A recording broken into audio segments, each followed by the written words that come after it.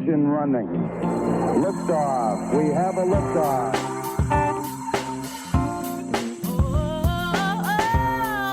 A wise man once said, "You don't choose the podcast chooses you."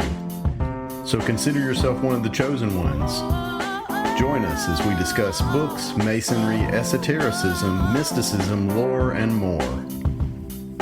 It's one small step for man, one giant leap for mankind.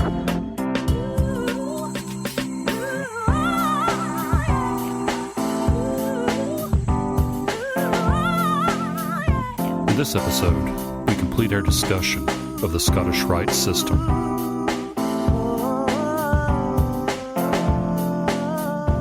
The night is dark, and the path is long. So join us, won't you, as we walk the way of the hermit. Tranquility Base here. The Eagle has landed. Hello, Dave. Hello, Gene. This is the end, my friend. It is. This is our last episode in our series on the Scottish Rite system, but as always, before we get started, I want to remind everyone that show notes, chapter markers, and a transcript of this and all episodes are available on our website, wayofthehermit.com. So in the last episode, we discussed the 32nd degree, Master of the Royal Secret. In this episode, we're going to complete our discussion of the Scottish Rite, talk about the process of going through the degrees, and finally just give some of our opinions on all of that. I'd like to start off by saying that one thing that struck me in the 32nd degree was how Pike tied the system and its symbols back to the first 3 degrees, basically framing the Scottish Rite as a detailed elaboration of the symbols of the Blue Lodge. I like how Pike tied all of that up in a nice little bow. He went back to the early symbols and showed how they mean more now after you know the history and the philosophy behind them. I like that too. Even just the main symbols like the compass and square, which is the main symbol of the Blue Lodge, it just means so much more now after going through the degrees. What would you say about that symbol now that we've studied the whole system? Well, we've talked about it before. The compass over the square is symbolic of spirit ruling over the material, heaven over earth, and the G inside is a symbol of the grand architect of the universe. But now, when I look at it, it looks like a glyph of the third temple that embraces all of heaven and earth, and the G inside is the sacred word, divine providence, or the organizing principle, whatever you want to call it. And esoterically, it would be that temple in yourself. And the G would be your highest conception of divinity. Right, that's a good take on it. So that's the main symbol of the Blue Lodge. What about the main emblem of the Scottish Rite, the double-headed eagle? What would you say it represents to you now? Well, we talked about the double-headed eagle in the 30th degree as a united consciousness. It's a symbol of our dual nature, the human and the divine, united and crowned with a single crown. It's the divine androgyne, the hermaphrodite rising from the egg, or the phoenix from the ashes. But really, when I look at it now, I see an image of what incorporating the royal secret of equilibrium into your life would look like. It's a symbol of a fully realized human being.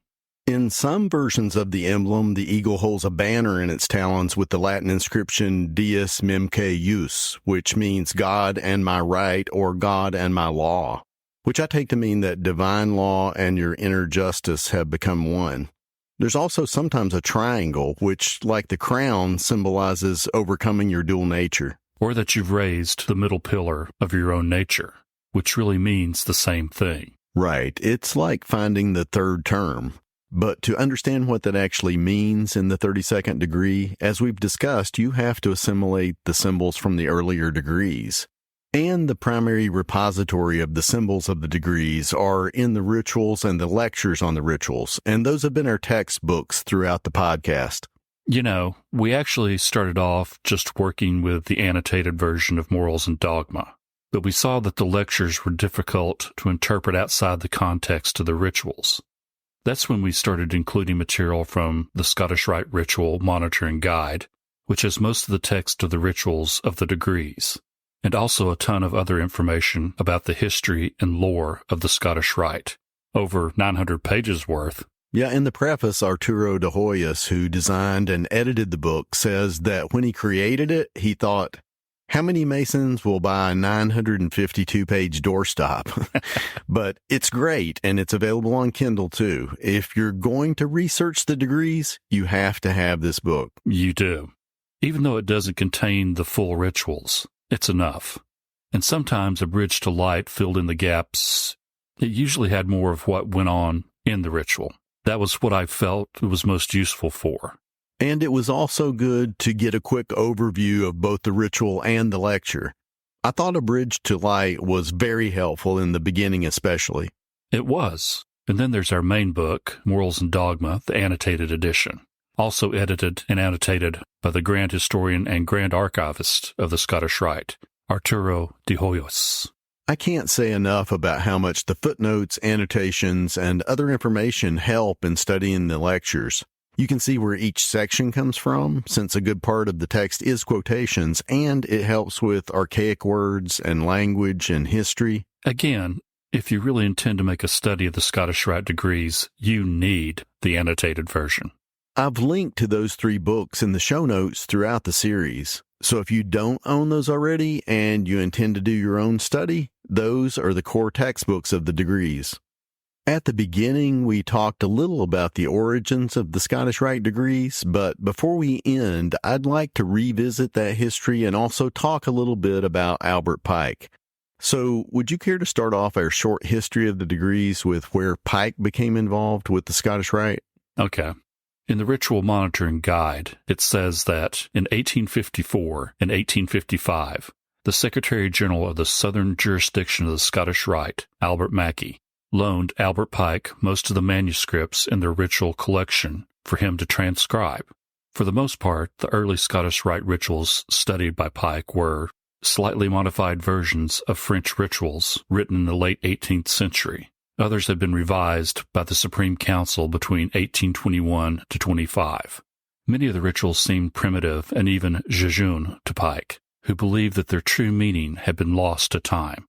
And jejune means childish. Right. So a committee was established in March of 1855 to revise the rituals. Here's a quote from the Ritual Monitoring Guide. Pike, as a 32nd degree Mason, was the lowest ranking member of the committee, but as was his habit, he threw himself into the task. In fact, he was the only person on the committee to produce any results. Pike's qualifications extended well beyond his familiarity with Masonic ritual. He was a keen student of comparative religion, mythology, and philosophy, and he was well read in the natural sciences and in history. In his revisions, Pike sought to recover and restore the ethical and philosophical truths he believed the original framers of the degrees intended to teach. Several of the degrees, which were skeletonic, were fleshed out and became workable. The dramas Pike wrote taught the lessons and conveyed the truths he supposed was a reflection of their original intent. As a result of that work, Pike was elected Sovereign Grand Commander in 1859. And held that post until his death in 1891. Here's another quote that I thought was interesting and relevant. It says, Albert Pike's revisions of the Scottish Rite degrees were produced in an era much different from today. Pike's Victorian writing style now seems overly elaborate to many modern readers. Those unable to follow Pike's train of thought have lamented that the lessons, originally meant to spread Masonic light, instead have obscured it. In Pike's day, the educational curriculum also made it more likely that candidates would understand the Latin, Hebrew, and Greek references in his writings, as well as appreciate the philosophical dilemmas he posed. Some of today's candidates neither enjoy nor comprehend these complexities. Because of these difficulties, some valleys indiscriminately edited out large parts of the rituals. The resulting degrees were often ill-structured and confusing. And that's why, in 1995, the Supreme Council decided to create a quote-unquote standard revision of Pike's rituals. We talked in earlier episodes about how they reversed the 27th and the 28th degrees and changed the Night of the Brazen Serpent and the Night of the Sun degrees. I don't know what all the changes were, but those that you just mentioned, which, as you said, we've talked about, I didn't care for those changes. Did you want to say anything else about those? Just that I wasn't a fan of the changes either. The farther I worked the system through the degrees, the more respect I came to have for Albert Pike and his judgment. I don't think he gets the respect he deserves, maybe because of his apparent racism. Apparent? Well, not apparent. It's real. Oh yeah, it's real. We've talked about it. He was a very intelligent man, but he was still a man of his time, and some of that is in Morals and Dogma. We talked about this at the beginning and pointed out instances throughout the degrees where there were intolerant statements, even in sections that were preaching toleration. I know, but since Albert Pike is responsible for the Scottish Rite system, I want to talk a little about who he was beyond that. Okay. Pike was born in 1809 and was said to have a photographic memory, which of course you can't prove whether that was true or not, but he did pass the entrance exams at Harvard when he was 15 years old, although he didn't go to school there because he couldn't afford the tuition. And you know how a good portion of Morals and Dogma is really uncredited quotations from other sources? Right. I read somewhere that Pike didn't actually sign the Morals and Dogma manuscript as the author because he said he often couldn't remember which parts were his own thoughts and which came from other people because he could recall from memory everything he'd ever read. That's interesting. Here's a few other details about Pike's life. He owned a newspaper. He was a court reporter for the Supreme Court of Arkansas. He was a poet and writer.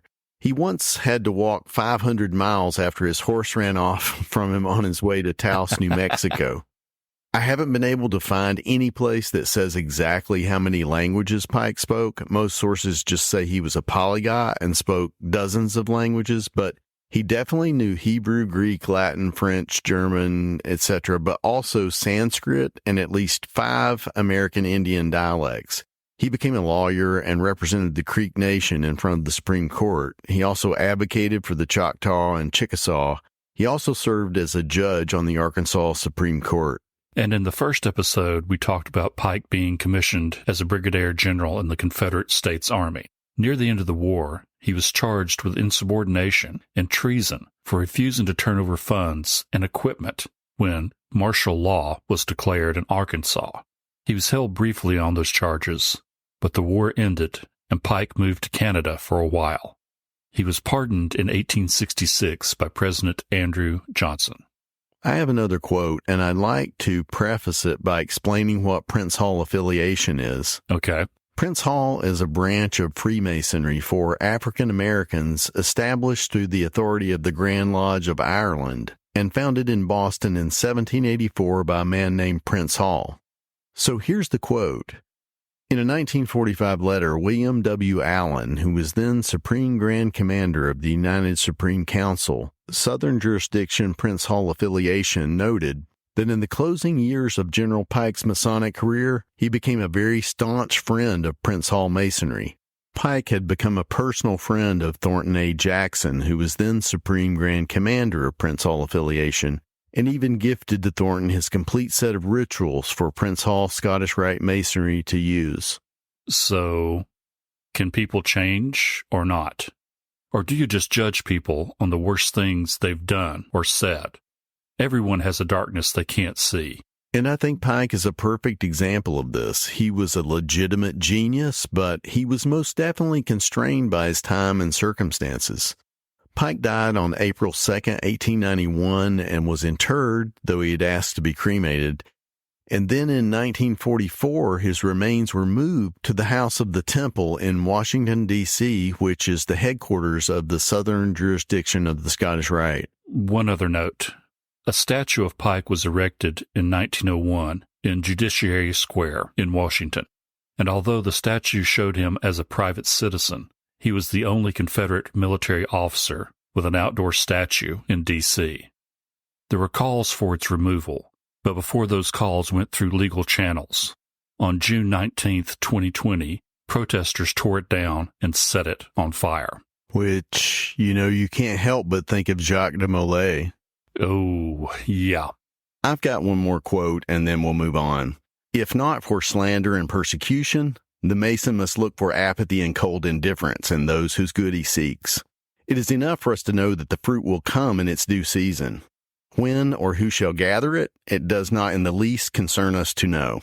It is our business to plant the seed, to sow that others may reap, to work and plant for those who are to occupy the earth when we are dead, to project our influences far into the future and live beyond our time, to rule as the kings of thought over men who are yet unborn, to bless with the glorious gifts of truth and light and liberty those who will neither know the name of the giver nor care in what grave his unregarded ashes repose, is the true office of a Mason and the proudest destiny of a man. Hear, hear. Rest in peace, Uncle Albert. Yeah, that's a fitting eulogy because Pike saw the Scottish Rite as his legacy to mankind. As the quote from De Hoyos said earlier, Pike channeled his understanding of what he saw as the core of religious beliefs into the degree rituals. He was trying to revive the ancient mysteries. The royal secret, which was called in the past the secret of kings. It's basically the esoteric theory of everything. It's cosmology, philosophy, and psychology, based around a study of symbols. And the symbols are primarily drawn from the Kabbalah and Gnosticism. And speaking of psychology, Morals and Dogma was before Freud and Jung's work, but both of them were also influenced by the same sources. That's really true. Freud was influenced by esotericism and the Kabbalah especially. Here's a quote from the book, The Hidden Freud, His Ascetic Roots. Freud's lasting legacy, psychoanalysis, is a science of subjectivity enhanced by the process of free association, which 13th century Kabbalists called skipping and jumping, or listening with the third ear. Psychoanalysis itself carries the added cachet of opening a door to the many discoveries and mysteries of Kabbalah. It is the means by which the Jewish mystical tradition has entered and enriched the mainstream of society. Kabbalistic ideals include the concept of bisexuality, methods of dream interpretation, the interplay between good and evil, theories of repression and depression, and the significance of reparation, tikkun, perhaps the most important imprint of them all. Tikkun olam means restoration of the world, which was what I think Jung's concept of individuation means, reassembling your fragmented self. I have a quote about Jung from Stephen Holler. It says, Jung was instrumental in calling attention to the Nag Hammadi library of Gnostic writings in the 1950s because he perceived the outstanding psychological relevance of Gnostic insights. Jung's reflections had long been immersed in the thought of the ancient Gnostics to such an extent that he considered them the virtual discoverers of depth psychology. In the light of such recognitions, one may ask, is Gnosticism a religion or a psychology? The answer is that it may very well be both. I would say what all of these systems, or mental maps, or whatever you want to call them, have in common is that they all force you, or at least encourage you, to look in places you don't normally look, inside and behind yourself, if you know what I mean. And as we've talked about before, that kind of deep introspection can be painful and cause problems. That's something not many people talk about. It's more about the empowerment that comes from self-knowledge. Yeah. Not the pain involved in gaining that knowledge. Right. The work here poses questions that only you can answer. So it only works if you work at it. And that means you dig. You can't just read it and go, yeah, read it, got it. Yeah, buddy. No, you can't just read it. I like the Eliphas Levi quote where he asks, do you have to be like the saints to know what they knew? And the answer is no. You can know what they knew, but you can't do what they did unless you use the same means. They came to know themselves. You have to come to know yourself. It's a different question. It's your riddle of the Sphinx. Who are you? One of the inscriptions at the Temple of Apollo was, know thyself, which is also the goal of gnosis, inner knowledge. How would you say that inner knowledge is conveyed through the symbols of the degrees? Like I said before, through mental maps, like Freud's id, ego, and superego, or Jung's archetypes. In Kabbalah, it's the tree of life, and in Gnosticism, it's the tetractys, and also the encampment from the last degree. All of those are ways to organize your thoughts and analyze your inner dynamics. In the mysteries, those inner dynamics were personified as humans, gods, and demigods. And the interplay between the light and the dark, the Apollonian and the Dionysian, is the root of both comedy and tragedy, and those elements play out inside us and through us in the world. On the other side of that is that what we see inside us, we also see out in the world. In psychology, that's called projection, which is also an alchemical term that relates to what you do with the Philosopher's Stone. But anyway, I asked this earlier, but I'll ask it again. How much of what we found in our studies of the degrees is in the degrees? And how much of it have we projected onto it the way we think? Do you know what I mean? I do.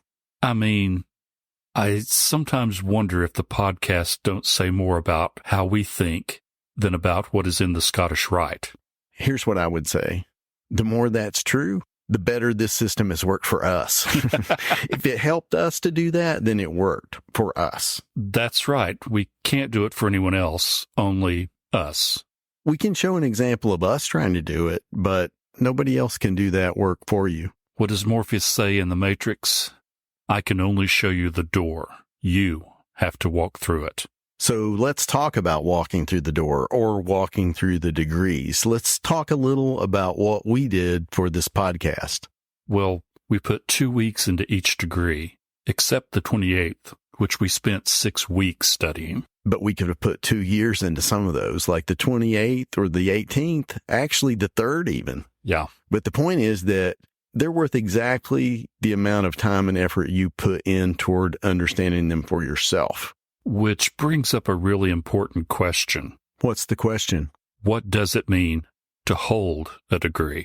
Well, that's a good question anymore. Back when I did my college work, a college degree meant something very different than it does today, I think. But I guess there's the question of, is the Scottish Rite a college? It's sometimes referred to as the College of Masonry. And as a repository of the rituals and lectures, it deserves that title. But it's not a college in the sense that it has real requirements to hold its degrees. I mean, I have 3 college degrees and they took me about 14 years to get. And there were things you had to do all along the way.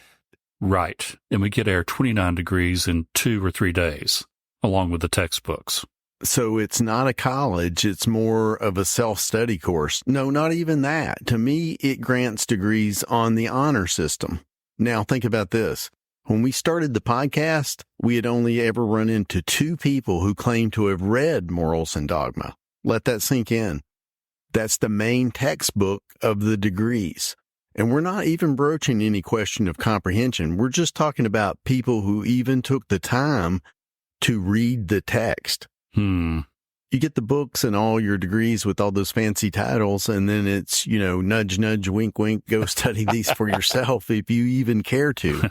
Yeah, I know this is a pet peeve for you. It is. It's not the way Pike intended for the degrees to be conferred. You were supposed to understand the symbols of each degree before advancing to the next one, which makes sense.